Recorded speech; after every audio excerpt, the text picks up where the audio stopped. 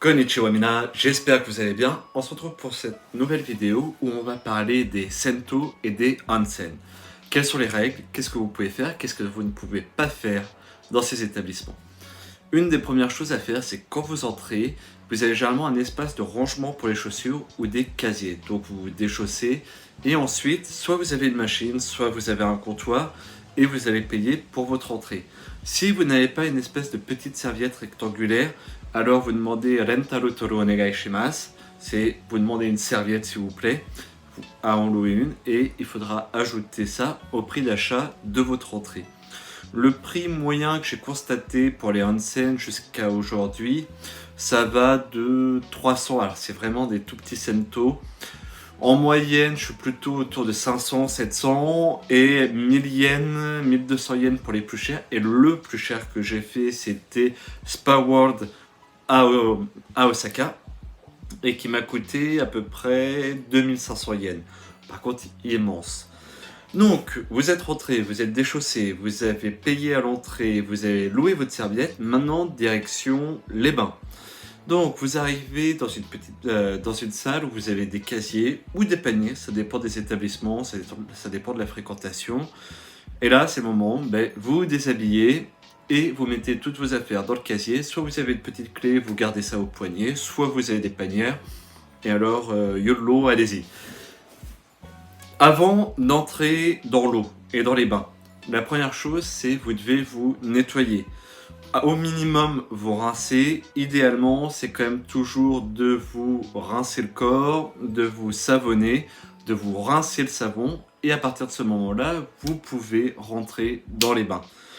Bon, je ne vais pas préciser, mais bien sûr que oui, les maillots de bain sont interdits. Sauf dans des établissements mixtes où à ce moment-là, le port du maillot de bain est autorisé pour les bains mixtes. J'en ai pas vu beaucoup, j'en ai vu qu'une seule fois à Hokkaido.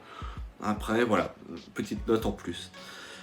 Une fois que vous avez fait ça, vous pouvez enfin profiter de votre onsen.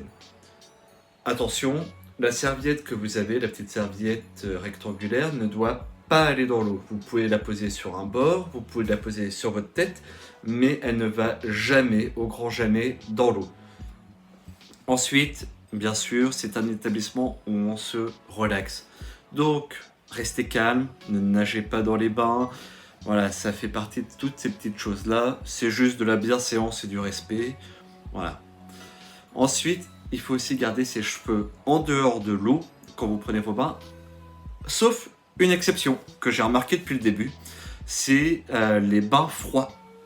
Quand vous sortez du sauna pour aller dans le bain froid ou quand vous sortez d'un onsen pour aller dans le bain froid, alors là, c'est accepté de vous immerger complètement pour vous refroidir à la suite de votre bain ou de votre sauna. Bon, je passe qu'on ne shampooine pas dans les bains, ça fait sens. Et puis, avant de partir, forcément, pensez à vous sécher comme vous pouvez avec votre petite serviette et à utiliser votre serviette quand vous revenez dans l'espace où vous avez vos affaires pour finir de vous éponger, tout simplement.